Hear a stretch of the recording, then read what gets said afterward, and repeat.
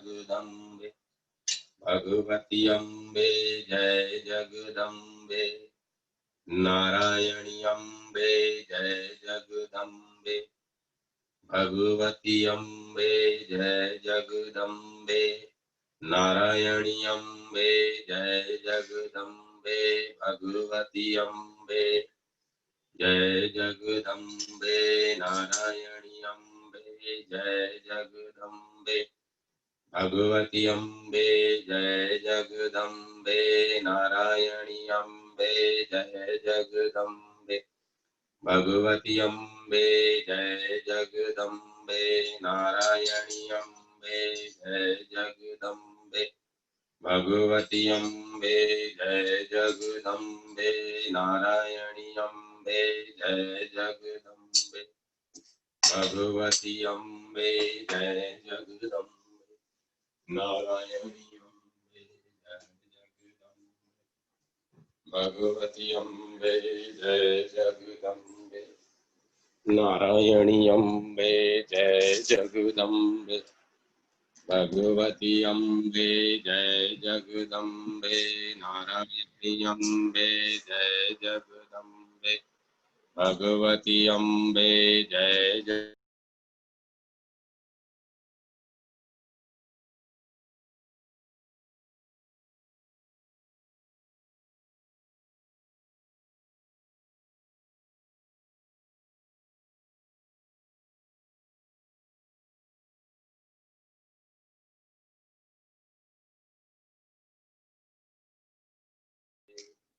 नारायणी अम्बे जय जगदम्बे भगवती अम्बे जय जगदम्बे नारायणी अम्बे जय जगदम्बे भगवती अम्बे जय जगदम्बे नारायणी अम्बे जय जगदम्बे भगवती अम्बे जय जगदम्बे नारायणी अम्बे जय जगदम्बे भगवती अम्बे जय जगदम्बे नारायणी अम्बे जय जगदम्बे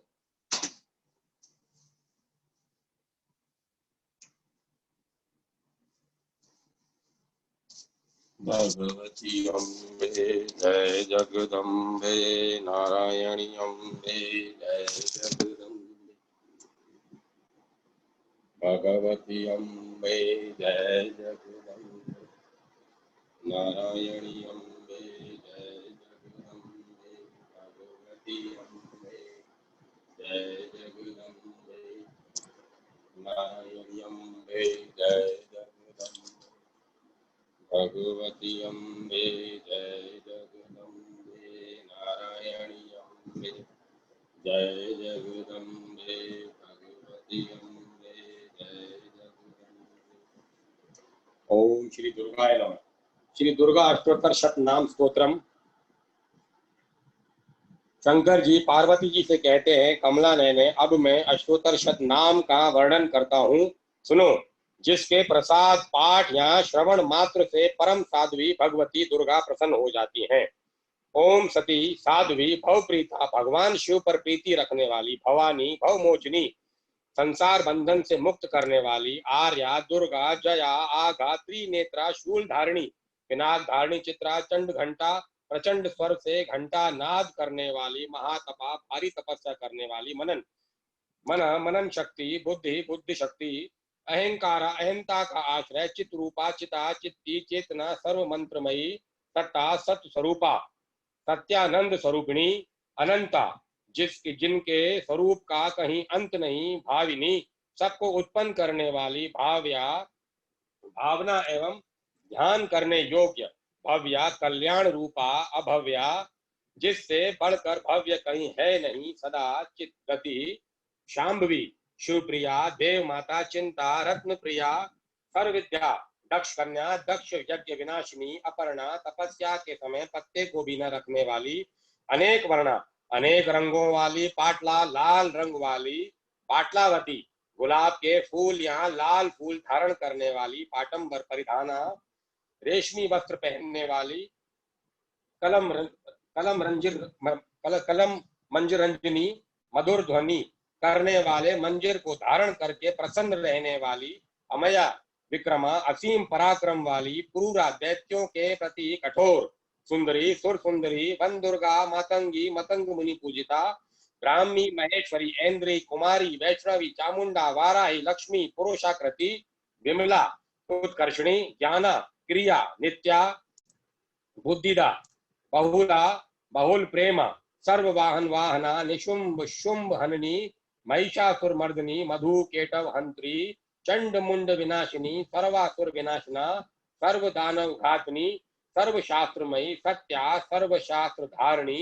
अनेक शस्त्र हस्ता अनेक शस्त्र धारणी कुमारी एक कन्या केशोरी युवती यति अप्रोड़ा प्रोड़ा वृद्ध माता बलप्रदा महोदरी मुक्त केशी घोर रूपा महाबला अग्निज्वाला रौद्र रूपा काल रात्रि तपस्विनी नारायणी भद्रकाली विष्णु माया जलोदरी शिवदूत्री कराली अनंता विनाश रहिता परमेश्वरी कात्यायनी सावित्री अप्रत्यक्षा ब्रह्मवादिनी देवी पार्वती जो प्रतिदिन दुर्गा जी के इस अष्टोत्तर शत नाम का पाठ करता है उसके लिए तीनों लोकों में कुछ भी असाध्य नहीं है। वह धन धान्य पुत्र स्त्री घोड़ा हाथी धर्म आदि चार पुरुषार्थों तथा अंत में सनातन मुक्ति भी प्राप्त कर लेता है। कुमारी का पूजन और देवी सुरेश्वरी का ध्यान करके पराभक्ति के साथ उनका पूजन करे, फिर अष्टोत्तर शत नाम का पाठ आरंभ करे। देवी जो ऐसा करता है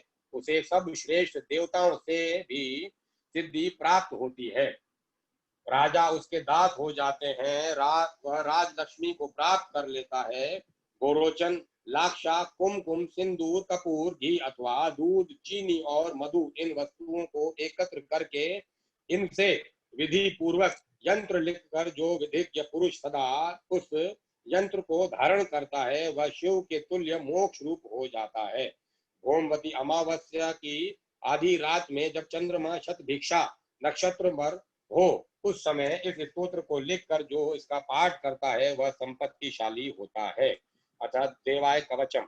ओम चंडिका देवी को नमस्कार। मार्कंडेय जी ने कहा, पितामह जो इस संसार में परम गोपनीय तथा मनुष्यों की सब प्रकार से रक्षा करने वाला है और जो अब तक आपने दूसरे किसी के सामने प्रकट नहीं किया हो ऐसा कोई साधन मुझे बताइए।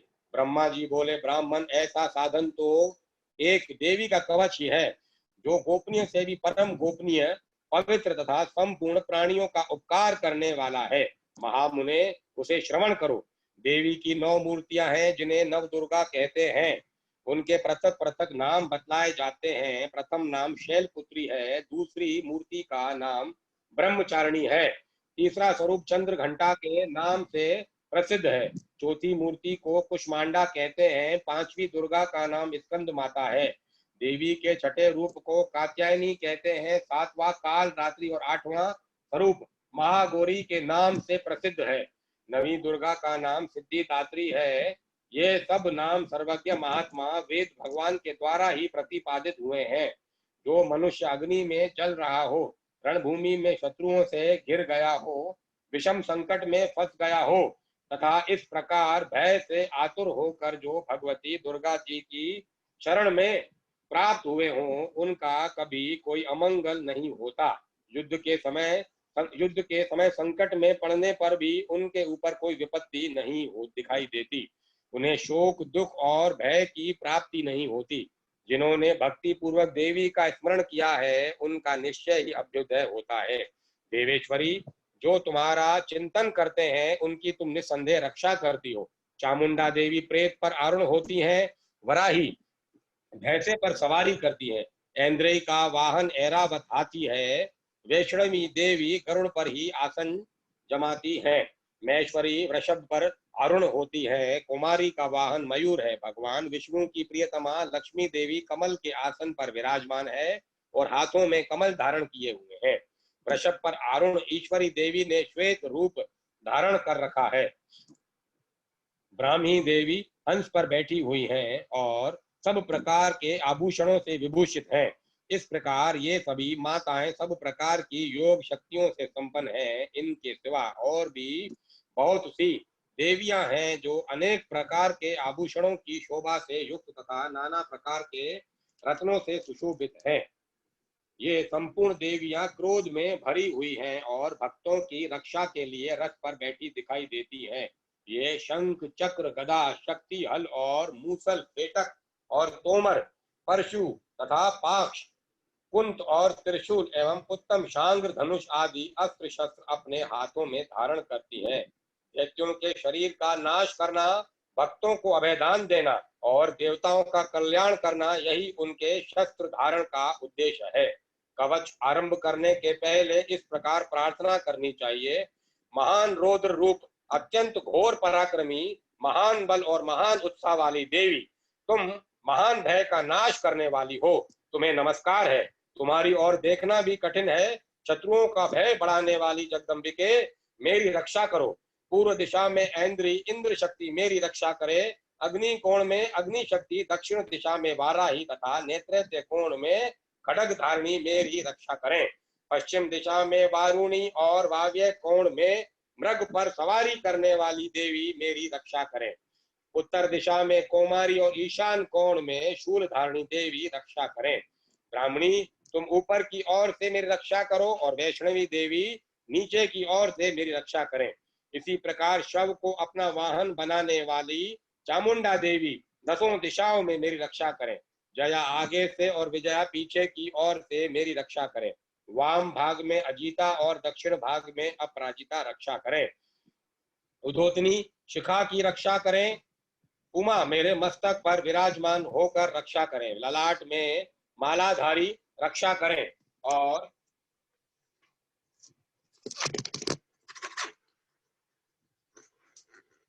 ललाट में मालाधारी रक्षा करें और यशस्विनी देवी मेरी बहों का संरक्षण करें। बहों के मध्य भाग में त्रिनेत्रा और नथनों की यम घंटा देवी रक्षा करें। दोनों नेत्रों के मध्य भाग में शांखनी और कानों में द्वार वासनी रक्षा करें। कालिका देवी कपोलों की तथा भगवती शांकरी कानों के मूल भाग की रक्षा करें। नासिका में सुगंधा और ऊपर के होंठ में चर्चिका देवी रक्षा करें। नीचे के होंठ में अमृत कला तथा जीवा में सरस्वती देवी रक्षा करें। कोमारी दांतों की और चंडिका कंठ प्रदेश की रक्षा करें। चित्र घंटा गले की घंटी की और महामाया तालु में रहकर रक्षा करें। कामाक्षी ठुड्डी की और सर्वमंगला मेरी वाणी की रक्षा करें। भद्रकाली ग्रीवा में और धनुर्धरी पुष्पवंश मेरुदंड में रहकर रक्षा करें। कंठ के बाहरी भाग में नील ग्रीवा और कंठ की नली में नल कुबरी रक्षा करें। दोनों कंधों में खड्गनी और मेरी दोनों भुजाओं की वज्र धारिणी रक्षा करें। दोनों हाथों में दंडनी और उंगलियों में अंबिका रक्षा करें। कुलेश्वरी नखों की रक्षा करें। कुलेश्वरी कुक्षी पेट में रहकर रक्षा करें। महादेवी दोनों स्तनों की और शोक विनाशिनी देवी मन की रक्षा करें। ललिता देवी हृदय में और शूल धारिणी उदर में रहकर रक्षा करें।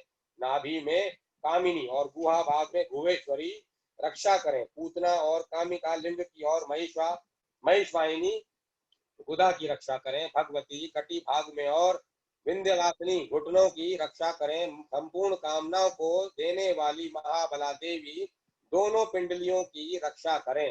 नारसिंही दोनों घुटियों की और तेजसी देवी दोनों चरणों के पुष्ट भाग की रक्षा करें। श्री देवी पैरों की उंगलियों में और तलवासनी पैरों के तलुओं में रहकर रक्षा करें। अपने दाढ़ों के कारण भयंकर दिखाई देने वाली दुष्ट कराली देवी नखों की और उधर केशनी देवी केशों की रक्षा करें। रोम बलियों के छिद्रों में कुबेरी और त्वचा की वागेश्वरी देवी रक्षा करें। पार्वती देवी रक्त मजा वसा मांस हड्डी और मेद की रक्षा करें। हाथों की काल रात्रि और पित्त की मुक्तेश्वरी रक्षा करें। मूलाधार आदि कमल केशों में पद्मावती देवी और कफ में चूड़ामणि देवी स्थित होकर रक्षा करें। नख के तेज की ज्वालामुखी रक्षा करें, जिसका किसी भी अस्त्र से भेदन नहीं हो सकता। वह अभेदा देवी शरीर की समस्त संधियों में रहकर रक्षा करें। ब्राह्मणी आप मेरे वीर की रक्षा करें। क्षत्रेश्वरी छाया की और धर्म धारिणी देवी मेरे अहंकार मन और बुद्धि की रक्षा करें। हाथ में वज्र धारण करने वाली वज्रहस्ता देवी मेरे प्राण अपान व्यान उदान और समान वायु की रक्षा करें। कल्याण से शोभित होने वाली भगवती कल्याण शोभना मेरे प्राण की रक्षा करें। रस रूप गंध शब्द और स्पर्श इन विषयों का अनुभव करते समय योगिनी देवी रक्षा करें तथा सतव गुण रजोगुण और तमोगुण की रक्षा सदा नारायणी देवी करें।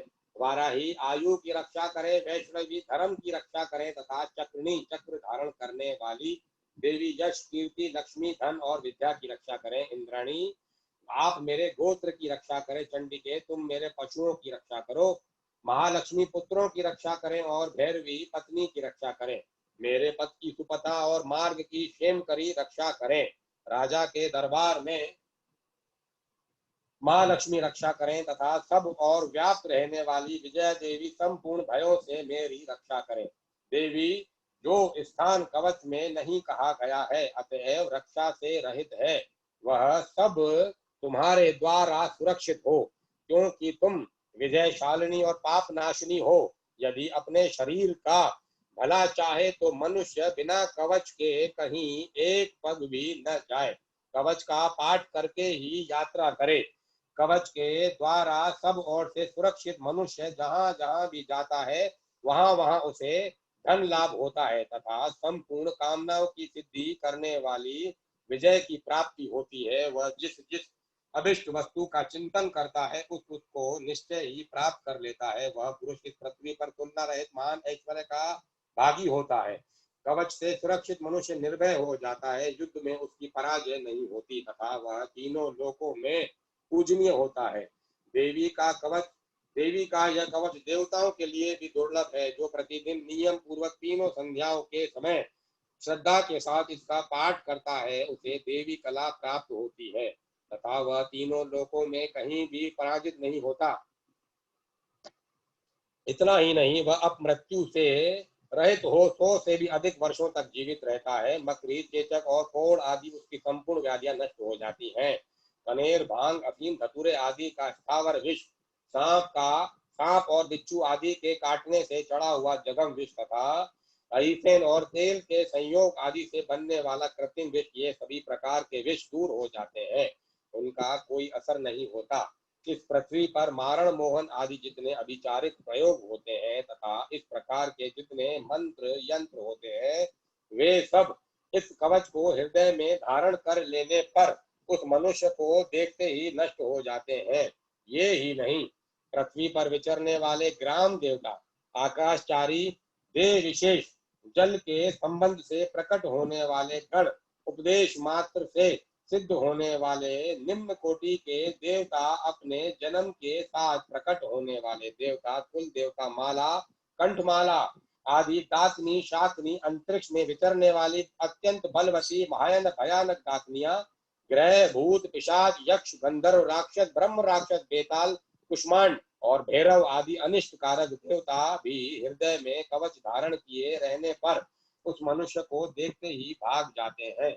कवचधारी पुरुष को राजा से सम्मान वृद्धि प्राप्त होती है। यह कवच मनुष्य के तेज की वृद्धि करने वाला और उत्तम है। कवच का पाठ करने वाला पुरुष अपनी कीर्ति से विभूषित भूतल पर अपने सुयश के साथ साथ वृद्धि को प्राप्त होता है। जो पहले कवच का पाठ करके उसके बाद सप्तशती चंडी का पाठ करता है उसकी जब तक वन पर्वत और कानन सहित यह पृथ्वी टिकी रहती है तब तक पुत्र पौत्र आदि संतान परंपरा बनी रहती है। फिर देह का अंत होने पर वह पुरुष भगवती महामाया के प्रसाद से उस नित्य परम पद को प्राप्त होता है जो देवताओं के लिए भी दुर्लभ है। वह सुंदर दिव्य रूप धारण करता है और कल्याण में शिव के साथ आनंद का भागी होता है। अगला स्तोत्रम। ओम चंडिका देवी को नमस्कार। मार्कंडेय जी कहते हैं, जयंती मंगला काली भद्रकाली कपालिनी दुर्गा क्षमा शिवा धात्री स्वा और स्वाधा, इन नामों से प्रसिद्ध जगदम्बिके में तुम्हें मेरा नमस्कार हो। देवी चामुंडे तुम्हारी जय हो। संपूर्ण प्राणियों की पीड़ा हरने वाली देवी तुम्हारी जय हो। सब में व्याप्त रहने वाली देवी तुम्हारी जय हो। काल रात्रि तुम्हें नमस्कार हो। मधु और केटव को मारने वाली तथा ब्रह्मा जी को वरदान देने वाली देवी, तुम्हें नमस्कार है। तुम मुझे रूप आत्म स्वरूप का ज्ञान दो, जय मोह पर विजय दो, यश मोह विजय तथा ज्ञान प्राप्ति यश दो, और काम क्रोध आदि शत्रुओं का नाश करो। महिषासुर का नाश करने वाली तथा भक्तों को सुख देने वाली देवी, तुम्हें नमस्कार है। तुम रूप दो, जय दो, यश दो, और मेरे काम क्रोध आदि शत्रुओं का नाश करो। रक्त बीज का वध और चंड मुंड का विनाश करने वाली देवी, तुम रूप दो, जय दो, यश दो, और काम क्रोध आदि शत्रुओं का नाश करो। शुंभ और निशुंभ तथा धूम्रलोचन का मर्दन करने वाली देवी, तुम रूप दो, जय दो, यश दो, और काम क्रोध आदि शत्रुओं का नाश करो। सबके द्वारा वंदित युगल चरणों वाली तथा संपूर्ण सौभाग्य प्रदान करने वाली देवी, तुम रूप दो, जय दो, यश दो, और काम क्रोध आदि शत्रुओं का नाश करो। देवी, तुम्हारे रूप और चरित्र अचिंत्य हैं। तुम समस्त शत्रुओं का नाश करने वाली हो। रूप दो, जय दो, यश दो, और काम क्रोध आदि शत्रुओं का नाश करो। पापों को दूर करने वाली चंडिके, जो भक्ति पूर्वक तुम्हारे चरणों में सर्वदा मस्तक झुकाते हैं, उन्हें रूप दो, जय दो, यश दो, और उनके काम क्रोध आदि शत्रुओं का नाश करो। रोगों का नाश करने वाली चंडिके, जो भक्ति पूर्वक तुम्हारी स्तुति करते हैं, उन्हें रूप दो, जय दो, यश दो, और उनके काम क्रोध आदि शत्रुओं का नाश करो। चंडिके, इस संसार में जो भक्ति पूर्वक तुम्हारी पूजा करते हैं, उन्हें रूप दो, जय दो, यश दो, और उनके काम क्रोध आदि शत्रुओं का नाश करो। मुझे सौभाग्य और आरोग्य दो, परम सुख दो, रूप दो, जय दो, यश दो, और काम क्रोध आदि शत्रुओं का नाश करो। जो मुझसे द्वेष रखते हो, उनका नाश और मेरे बल की वृद्धि करो। रूप दो, जय दो, यश दो, और मेरे काम क्रोध आदि शत्रुओं का नाश करो। देवी, मेरा कल्याण करो, मुझे उत्तम संपत्ति प्रदान करो। रूप दो, जय दो, यश दो, और काम क्रोध आदि शत्रुओं का नाश करो। अंबिके, देवता और असुर दोनों ही अपने माथे के मुकुट की मणियों को तुम्हारे चरणों पर घिसते रहते हैं। तुम रूप दो, जय दो, यश दो, और काम क्रोध आदि शत्रुओं का नाश करो। तुम अपने भक्त जनों को विद्वान, यशस्वी और लक्ष्मीवान बनाओ तथा रूप दो, जय दो, यश दो, और उसके काम क्रोध आदि शत्रुओं का नाश करो। प्रचंड दैत्यों के दर्प का दलन करने वाली चंडिके, तुम मुझे शरणागत को रूप दो, जय दो, यश दो, और मेरे काम क्रोध आदि शत्रुओं का नाश करो। चतुर्मुख ब्रह्मा जी के द्वारा प्रशंसित चार भुजाधारिणी परमेश्वरी, तुम रूप दो, जय दो, यश दो, और काम क्रोध आदि शत्रुओं का नाश करो। देवी अंबिके, भगवान विष्णु नित्य निरंतर भक्ति पूर्वक तुम्हारी स्तुति करते हैं। तुम रूप दो, जय दो, यश दो, और काम क्रोध आदि शत्रुओं का नाश करो। हिमालय कन्या पार्वती के पति महादेव जी के द्वारा प्रशंसित होने वाली परमेश्वरी, तुम रूप दो, जय दो, यश दो, और काम क्रोध आदि शत्रुओं का नाश करो। शचीपति इंद्र के द्वारा सद्भाव से पूजित होने वाली परमेश्वरी, तुम रूप दो, जय दो, यश दो, और काम क्रोध आदि शत्रुओं का नाश करो। प्रचंड भुज दंडों वाले दैत्यों का घमंड चूर करने वाली देवी, तुम रूप दो, जय दो, यश दो, और काम क्रोध आदि शत्रुओं का नाश करो। देवी अंबिके, तुम अपने भक्तजनों को सदा असीम आनंद प्रदान करती रहती हो। मुझे रूप दो, जय दो, यश दो, और मेरे काम क्रोध आदि शत्रुओं का नाश करो। मन की इच्छा के अनुसार चलने वाली मनोहर पत्नी प्रदान करो, और जो दुर्गम संसार सागर से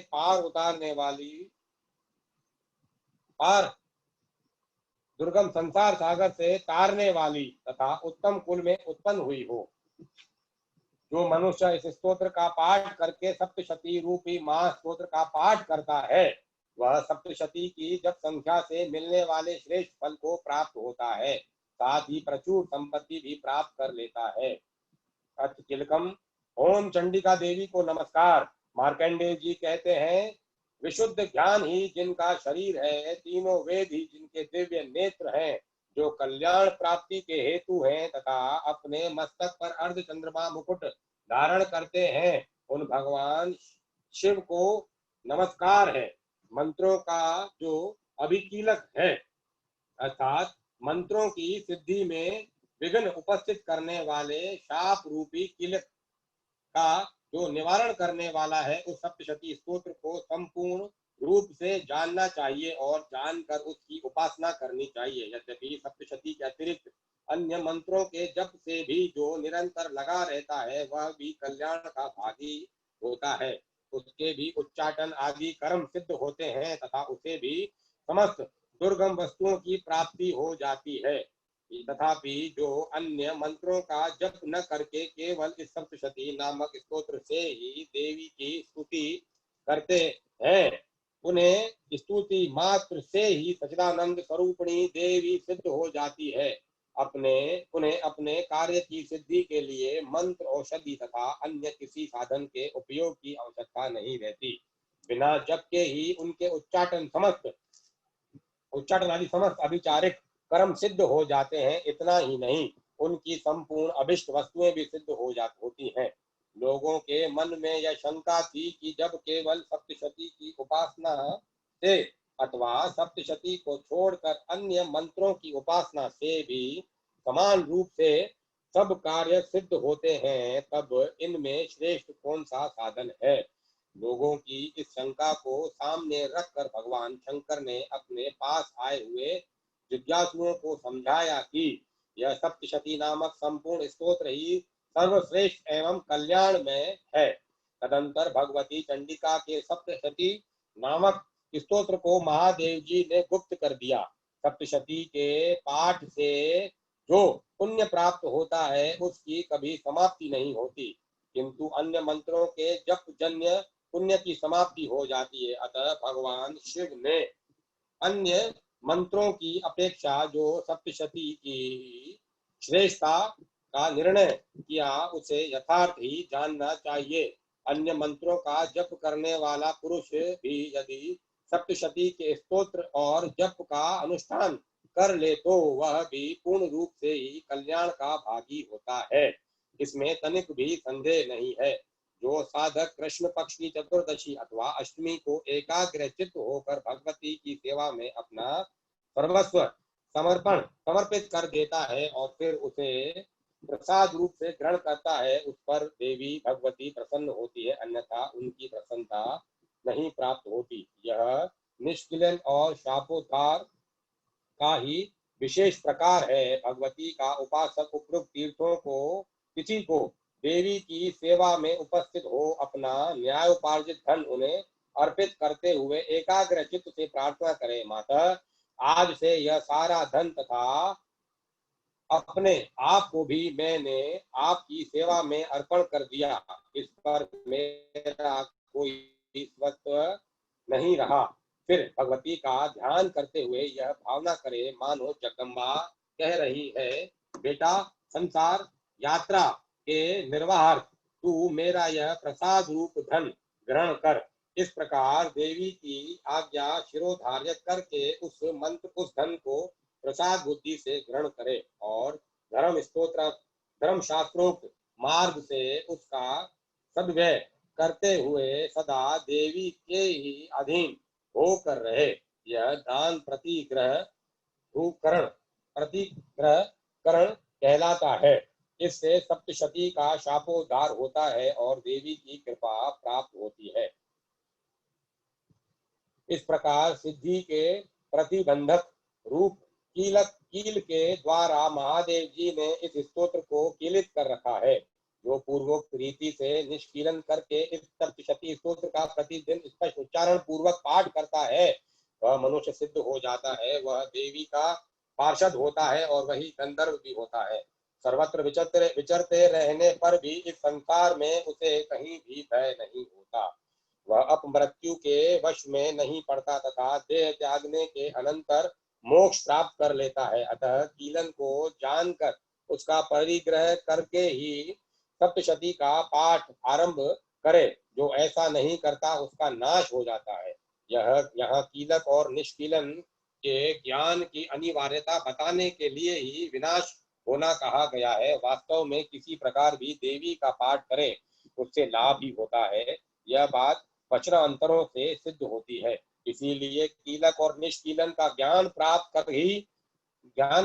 प्राप्त करने पर ही यह स्तोत्र निर्दोष होता है और विद्वान पुरुष इस निर्दोष स्तोत्र का ही पाठ आरंभ करते हैं। स्त्रियों में जो कुछ भी सौभाग्य आदि दृष्टि गोचर होता है वह सब देवी के प्रसाद का ही फल है। अतः इस कल्याण में स्तोत्र का सदा जप करना चाहिए। इस स्तोत्र का मंद स्वर से पाठ करने पर स्वल्प फल की प्राप्ति होती है और उच्च स्वर से पाठ करने पर संपूर्ण फल की सिद्धि होती है। अतः उच्च स्वर से ही इसका पाठ आरंभ करना चाहिए। जिनके प्रसाद से ऐश्वर्य, सौभाग्य, आरोग्य, संपत्ति, शत्रुनाश तथा परम मोक्ष की भी सिद्धि होती है, उन कल्याणमयी जगदम्बा की स्तुति मनुष्य क्यों नहीं करते।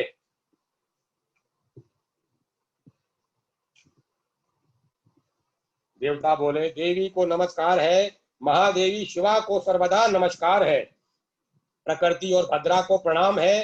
हम लोग नियम पूर्वक जगदम्बा को नमस्कार करते हैं। रुद्रा को नमस्कार है, नित्या, गौरी एवं धात्री को बारंबार नमस्कार है। ज्योत्सनामयी, चंद्र रूपिणी एवं सुख स्वरूपा देवी को सतत प्रणाम है। शरणागतों का कल्याण करने वाली वृद्धि तथा सिद्धि रूपा देवी को हम बारंबार नमस्कार करते हैं। नेत्रिति, राक्षसों की लक्ष्मी, राजाओं की लक्ष्मी तथा शार्वाणी शिव पत्नी स्वरूपा आप जगदम्बा को बार बार नमस्कार है। दुर्गा, दुर्गपारा, दुर्गम संकट से पार उतारने वाली सारा सबकी सार भूता सर्वकारिणी ख्याति कृष्णा और धूम्रा देवी को सर्वदा नमस्कार है। अत्यंत सौम्य और अत्यंत रौद्र रूप देवी को हम नमस्कार करते हैं, उन्हें हमारा बारंबार प्रणाम है। जगत की आधारभूता कृति देवी को बारंबार नमस्कार है।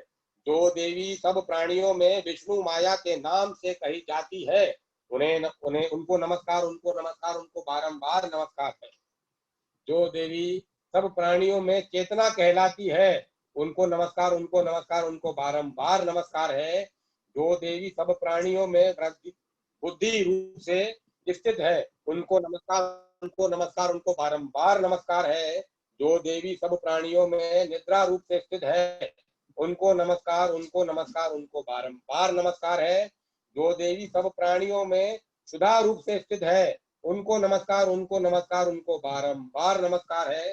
जो देवी सब प्राणियों में छाया रूप से स्थित है, उनको नमस्कार, उनको नमस्कार, उनको बारंबार नमस्कार है। जो देवी सब प्राणियों में शक्ति रूप से स्थित है, उनको नमस्कार, उनको नमस्कार, उनको बारंबार नमस्कार है। जो देवी सभी सब प्राणियों में कृष्णा रूप से स्थित है, उनको नमस्कार, उनको नमस्कार, उनको बारंबार नमस्कार है। जो देवी सब प्राणियों में क्षमा रूप से स्थित है, उनको नमस्कार, उनको नमस्कार, उनको बारंबार नमस्कार है। जो देवी सब प्राणियों में जाति रूप से स्थित है, उनको नमस्कार, उनको नमस्कार, उनको बारंबार नमस्कार है। जो देवी सब प्राणियों में लज्जा रूप से स्थित है, उनको नमस्कार, उनको नमस्कार, उनको बारंबार नमस्कार है। जो देवी सब प्राणियों में शांति रूप से स्थित है, उनको नमस्कार, उनको नमस्कार, उनको बारंबार नमस्कार है। जो देवी सब प्राणियों में श्रद्धा रूप से स्थित है, उनको नमस्कार, उनको नमस्कार, उनको बारंबार नमस्कार है। जो देवी सब प्राणियों में कांति रूप से स्थित है, उनको नमस्कार, उनको नमस्कार, उनको बारंबार नमस्कार है। जो देवी सब प्राणियों में लक्ष्मी रूप से स्थित है, उनको नमस्कार, उनको नमस्कार, उनको बारंबार नमस्कार है। जो देवी सब प्राणियों में वृत्ति रूप से स्थित है, उनको नमस्कार, उनको नमस्कार, उनको बारंबार नमस्कार है। जो देवी सब प्राणियों में स्मृति रूप से स्थित है, उनको नमस्कार, उनको नमस्कार, उनको बारंबार नमस्कार है। जो देवी सब प्राणियों में दया रूप से स्थित है, उनको नमस्कार, उनको नमस्कार, उनको बारंबार नमस्कार है। जो देवी सब प्राणियों में दृष्टि रूप से स्थित है, उनको नमस्कार, उनको नमस्कार, उनको बारंबार नमस्कार है। जो देवी सब प्राणियों में माता रूप से स्थित है, उनको नमस्कार, उनको नमस्कार, उनको बारंबार नमस्कार है। जो देवी सब प्राणियों में भ्रांति रूप से स्थित है, उनको नमस्कार, उनको नमस्कार, उनको बारंबार नमस्कार है। जो जीवों के इंद्रिय वर्ग की अधिष्ठात्री देवी एवं सब प्राणियों में सदा व्याप्त रहने वाली है, उन व्याप्ति देवी को बारंबार नमस्कार है। जो देवी चैतन्य रूप से इस संपूर्ण जगत को व्याप्त करके स्थित है, उनको नमस्कार, उनको नमस्कार, उनको बारंबार नमस्कार है। पूर्व काल में अपने अभिष्ट की प्राप्ति होने से देवताओं ने जिसकी स्तुति की तथा देवराज इंद्र ने बहुत दिनों तक जिनका सेवन किया, वह कल्याण की साधन भूता ईश्वरी हमारा कल्याण और मंगल करे तथा सारी आपत्तियों का नाश कर डाले। उद्दंड दैत्यों के से सताए हुए हम सभी देवता जिन परमेश्वरी को इस समय नमस्कार करते हैं तथा जो भक्ति से विनम्र पुरुषों द्वारा स्मरण की जाने पर तत्काल ही संपूर्ण विपत्तियों का नाश कर देती है, वे जगदम्बा हमारा कल्याण करें। जय मां जगदम्बा, जय माता जगदम्बा, जय माता महाकाली, जय मां महाकाली, जय माता महागौरी, जय मां महागौरी, जय माता महालक्ष्मी, जय मां महालक्ष्मी, जय माता महासरस्वती, जय मां महासरस्वती, जय माता वैष्णवी, जय माता भैरवी, जय माता काल भैरवी, जय माता कात्यायनी, जय माता मतंग, जय माता मनसा देवी, जय माता चामुंडा, जय माता चंडी, जय माता शारदा देवी, जय माता आद्या शक्ति, जय मां बगलामुखी, जय जय। ओम नमः शिवाय, ओम नमः शिवाय, हर हर भोले नमः शिवाय, ओम नमः शिवाय, ओम नमः शिवाय, हर हर भोले नमः शिवाय, ओम नमः शिवाय, ओम नमः शिवाय, हर हर भोले नमः शिवाय, ओम नमः शिवाय, ओम नमः शिवाय, हर हर भोले नमः शिवाय, ओम नमः शिवाय, ओम नमः शिवाय, हर हर भोले नमः शिवाय, ओम नमः शिवाय।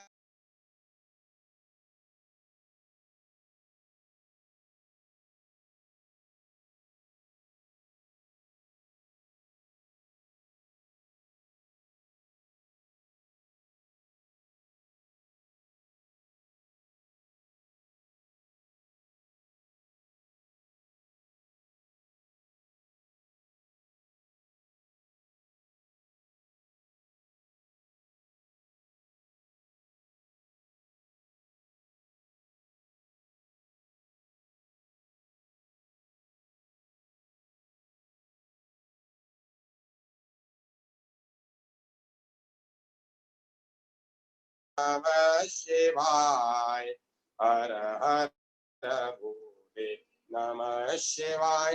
और अभी तो सब बोले ओम नमः शिवाय, ओम नमः शिवाय, हर हर भोले नमः शिवाय। इसे सबको रहा हूँ, अहमदाबाद जा रहा हूँ अभी। श्री हरि श्री हरि। भक्त चरितांक। रानी रत्नावती आम्बेर के प्रसिद्ध महाराजा मान सिंह जी के छोटे भाई का नाम राजा माधो सिंह था। उनकी पत्नी का नाम था रत्नावती।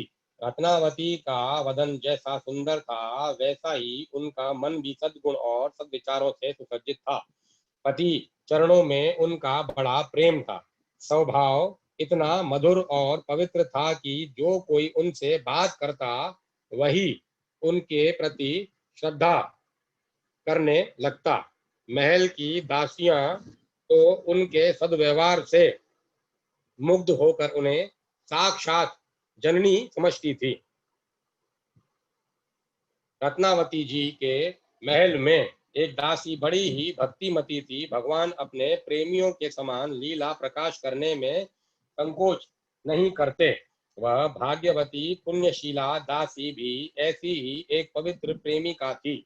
अखिल रसामृत सिंधु भगवान उसके सामने भांति भांति की लीला करके उसे आनंद समुद्र में डुबाए रखते थे। रानी का हृदय उसकी ओर खिंचा। वे बार बार उसकी ओर लोकोत्तर अवस्था को देखने की चेष्टा करती। देखते देखते रानी के मन में भी प्रेम उत्पन्न होने लगा। हमारे शरीर के अंदर हृदय में जिस प्रकार के विचारों के परमाणु भरे रहते हैं उसी प्रकार के परमाणु स्वाभाविक ही हमारे रोम रोम में सदा बाहर निकलते रहते हैं। पापी विचार वाले मनुष्यों के शरीर से पाप के परमाणु, पुण्यात्माओं के शरीर से पुण्य के, ज्ञानियों के शरीर से ज्ञान के और प्रेमी भक्तों के शरीर से प्रेम के, ये परमाणु अपनी शक्ति के तारतम्य के अनुसार अनुकूल अथवा प्रतिकूल वायुमंडल के अनुरूप बाहर फैलते हैं और उस वातावरण में जो कुछ भी होता है सब पर अपना असर डालते हैं। यह नियम की बात है। और जिनके अंदर जो भाव परमाणु अधिक मात्रा में हैं और अधिक घने होते हैं, उनके अंदर से वे अधिक निकलते हैं और अधिक प्रभावशाली होते हैं। उस प्रेममयी दासी का हृदय पवित्र प्रेम से भरा था, भरा ही नहीं था, उसमें प्रेम की बाढ़ आ गई थी। प्रेम उसमें समाता नहीं था, बस बाहर निकला जाता था। उस प्रेम की रानी पर अपना प्रभाव जमाया। उस प्रेम ने रानी पर अपना प्रभाव जमाया। एक दिन दासी के मुंह से बड़ी ही व्याकुलता से भरी, हे नवल किशोर, ये हे नंद नंदन, हे व्रजचंद्र की पुकार सुनते ही रानी भी व्याकुल हो गई। उन्हें इस दुर्लभ दशा को पाकर बड़ा ही आनंद मिला।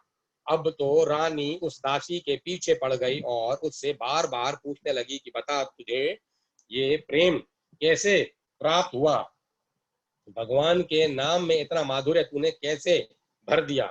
आहा, कितना जादू है इन नामों में। मैं तेरे मुंह से जब हा नंद नंदन, हा व्रजचंद्र सुनती हूँ, तब देह की सुधि भूल जाती हूँ। मेरा हृदय पर बस उन मधुर नामों की ओर खिंच जाता है और आंखों से आंसू निकल पड़ते हैं। बता बता, मुझको यह माधुरी निरंतर कैसे मिलेगी? मैं कैसे उनकी मोहिनी मूर्ति देख सकूंगी जिनके नामों में इतना आकर्षण है, इतना माधुर्य है और इतना रस भरा हुआ है? बता, मैं उन्हें कैसे देख पाऊंगी और कैसे उनकी मधुर मुरली सुन सुन सकूंगी? मुझे भगवान के प्रेम का वह रहस्य बतला जिसमें तू निरंतर डूबी रहती है और जिसके एक कण का दूर से दर्शन करके ही मेरी ऐसी दशा हो चली है। दासी ने पहले पहले तो टालने की कोशिश की, परंतु जब रानी बहुत पीछे पड़ी तब एक दिन उसने कहा, महारानी जी, आप यह बात मुझसे न पूछिए, आप राजमहल के सुखों को भोगिए। क्यों व्यर्थ इस मार्ग में आकर दुखों को निमंत्रण देकर बुलाती है? यह रास्ता कांटों से भरा है, इसमें कहीं सुख का नामो निशान नहीं है। पद पद पर लहूलुहान होना पड़ता है, तब कहीं इसके समीप पहुंचा जा सकता है। पहुंचने पर तो अलौकिक आनंद मिलता है, परंतु मार्ग की कठिनाइयां इतनी भयानक हैं कि इनको सुनकर ही दिल दहल जाता है। रात दिन हृदय में भट्टी जलती ही रहती है, आंसुओं की धारा बहती रहती है, परंतु वह इस आग को बुझाती नहीं, घी बनकर इसे और भी बड़ा उभारती है। सिसकना और सिर पीटना तो नित्य का काम होता है। आप राजरानी है, भोग सुखों में पली पोसी है। यह पंथ तो विषय विरागियों का है, जो संसार के सारे भोग सुखों से नाता तोड़ चुके हैं या तोड़ने को तैयार हैं। और कहीं यदि मोहन की तनिक सी माधुरी देखने को मिल गई, फिर तो सर्वस्व ही हाथ से चला जाएगा। इसीलिए न तो यह सब पूछिए और न उस और ताकिए। यह सब सुनकर रानी रत्नावती की उत्कंठा और भी बढ़ गई। वे बड़े आग्रह से श्री कृष्ण प्रेम का रहस्य पूछने लगी। आखिर उनके मन में भोग वैराग्य देखकर तथा उन्हें अधिकारी जानकर श्री कृष्ण प्रेम में डूबी हुई दासी ने उन्हें श्री कृष्ण प्रेम का दुर्लभ उपदेश किया। अब तो दासी रानी की गुरु हो गई। रानी गुरु बुद्धि से उसका आदर सत्कार करने लगी। विलास भवन भगवान का लीला भवन बन गया। दिन रात हरि चर्चा और उनकी अनूप रूप माधुरी का बखान होने लगा। सत्संग का प्रभाव होता ही है, फिर सच्चे भगवत प्रेमियों के संग का तो कहना ही क्या है। रानी का मन मधुकर श्याम सुंदर व्रज नंदन के मुख कमल के मकरंद का पान करने के लिए छटपटा उठा। वे रोकर दासी से कहने लगी, कछुक उपाय कीजिए, मोहन दिखाई दीजिए, तब ही तो जीजे, ये वे तो आनी और अरे है। कृपा कुछ उपाय करो, मुझे मोहन के दर्शन कराओ, तभी यह जीवन रहेगा। यहाँ आ, ये वे मेरे हृदय में आकर अड़ गए हैं।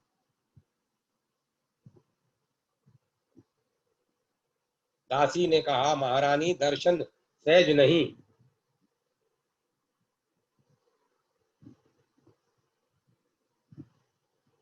जो लोग राज छोड़कर धूल में लुट पड़ते हैं तथा अनेकों उपाय करते हैं, वे भी उस रूप माधुरी के दर्शन नहीं पाते। हाँ, उन्हें वश में करने का एक उपाय है, वह है प्रेम। आप चाहे तो प्रेम से उन्हें अपने वश में कर सकती हैं। रानी के मन में जच गया था कि भगवान से बढ़कर मूल्यवान वस्तु और कुछ भी नहीं है। इस लोक और परलोक का सब कुछ देने पर भी यदि भगवान मिल जाए तो बहुत सस्ते ही मिलते हैं। जिसके मन में यह निश्चय हो जाता है कि श्री हरि अमूल्य निधि है और वे ही मेरे परम प्रियतम हैं, वह उनके लिए कौन सा त्याग को बड़ी बात समझता है। वह तन मन भोग मोक्ष सब कुछ समर्पण करके ही यही समझता है कि मेरे पास देने को है ही क्या। और वास्तव में बात भी ऐसी ही है। भगवान तन मन साधन प्रयत्न या भोग मोक्ष के बदले में थोड़े ही मिल सकते हैं। वे तो कृपा करके ही अपने दर्शन देते हैं और कृपा का अनुभव उन्हीं को होता है जो संसार के भोगों को तुच्छ समझकर केवल उन्हीं में प्रेम करना चाहते हैं। रानी रत्नावती के मन में यह प्रेम भाव का कुछ कुछ जगा उठा। यह प्रेम भाव का कुछ कुछ जाग उठा।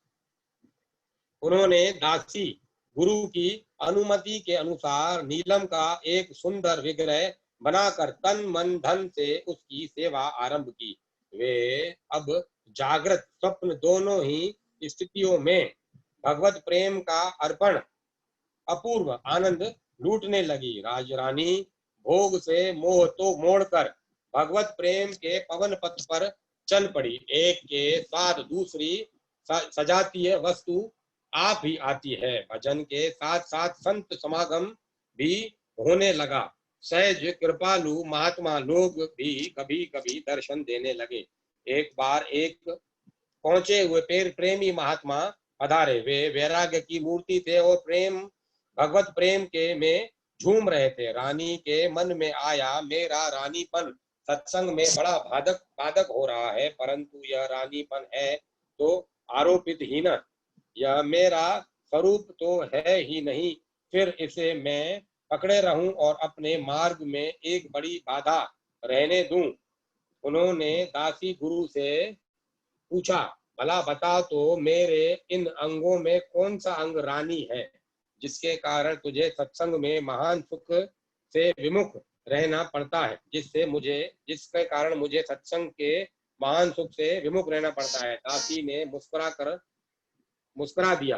रानी ने आज पद मर्यादा का बांध तोड़कर दासी ने रोका, परंतु वह नहीं मानी। जाकर महात्मा के दर्शन किए और सत्संग में से लाभ उठाया। राज परिवार में चर्चा होने लगी। रत्नावती जी के स्वामी राजा माधो सिंह दिल्ली थे। मंत्रियों ने उन्हें पत्र लिखा कि रानी कुल की लज्जा मर्यादा छोड़कर भांडों की, राजस्थान में की बोली में साधुओं का अवज्ञा भरा नाम, भांडों की भीड़ में जा बैठी हैं। पत्र माधो सिंह के पास पहुंचा, पढ़ते ही उनके तन तन में आग सी लग गई, आंखें लाल हो गई, शरीर क्रोध से कांपने लगा। देवयोग से रानी रत्नावती जी के गर्भ में उत्पन्न राजा माधो सिंह का पुत्र कुंवर प्रेम सिंह वहां आ पहुंचा।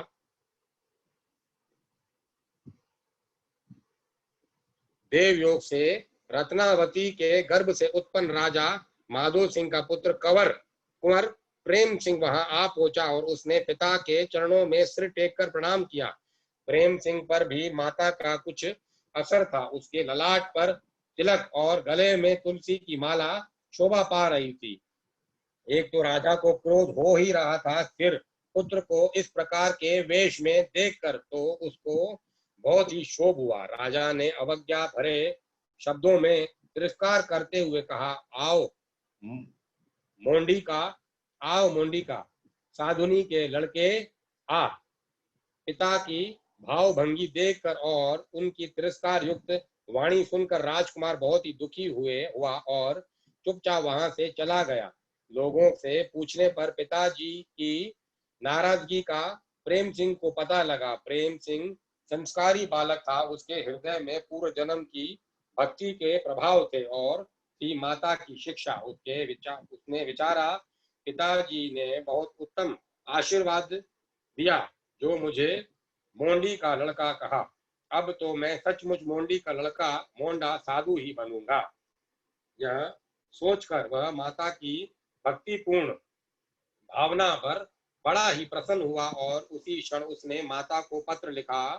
माता जी, तुम धन्य हो जो तुम्हारे हृदय में भगवान की भक्ति जागृत हुई है और तुम्हारा मन भगवान की ओर लगा है। भगवान की बड़ी कृपा से ही ऐसा होता है। अब तो इस भक्ति को सर्वथा सच्ची भक्ति बनाकर ही छोड़ो। प्राण चले जाएं पर टेक न जाए।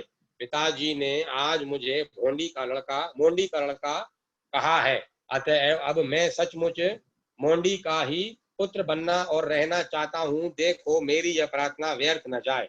पत्र पढ़ते ही रानी को प्रेमावेश हो गया। आहा, सच्चा पुत्र तो वही है जो अपनी माता को श्री भगवान की ओर जाने के लिए प्रेरणा करता है और उसमें उत्साह भरता है। वे प्रेम के पथ पर तो चढ़ ही चुकी थी। आज से राजवेश छोड़ दिया, राजसी गहने कपड़े उतार दिए, इत्र फुलेल का त्याग कर दिया और सादी पोशाक में रहकर भजन कीर्तन करने लगी। पुत्र को लिख दिया, भाई भाई मोंडी, आज तुम हित करी जांचियो, तुम हित करी जांचियो। मैं आज सचमुच मोंडी हो गई हूँ, प्रेम से आकर जांच लो। कुंवर प्रेम सिंह को पत्र मिलते ही वह आनंद से नाच उठा। आज बात राजा माधो सिंह तक पहुंची। उन्हें बड़ा क्षोभ हुआ और वे पुत्र को मारने के लिए तैयार हो गए। मंत्रियों ने माधो सिंह को बहुत समझाया परंतु वह नहीं माना। इधर प्रेम सिंह को भी क्षोभ हो गया। आखिर लोगों ने दोनों को समझा बुझाकर शांत किया परंतु राजा माधो सिंह के मन में रानी के प्रति जो क्रोध था वह शांत नहीं हुआ। वह रानी को मार डालने के विचार से रात को ही दिल्ली से चल दिया। वे आमेर पहुंचे और लोगों से मिले। लोगों ने रानी की बातें सुनाई। रानी के विरोधियों ने कुछ बढ़ा कर कहा जिससे माधो सिंह का क्षोभ और भी बढ़ गया। कुछ क्रियों से मिलकर माधो सिंह रानी को मारने की तरकीब सोचने लगा। आखिर षड्यंत्रकारी ने यह निश्चय किया कि पिंजरे में जो सिंह है उसे ले जाकर रानी के महल में छोड़ दिया जाए। सिंह रानी को मार डालेगा, तब सिंह को पकड़कर यह बात फैला दी जाएगी कि सिंह पिंजरे से छूट गया था। इससे यह दुर्घटना हो गई।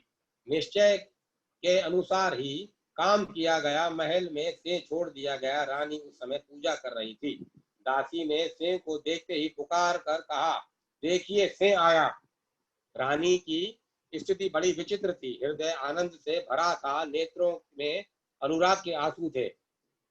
इंद्रियां तमाम सेवा में लगी थी, उन्होंने सुना ही नहीं।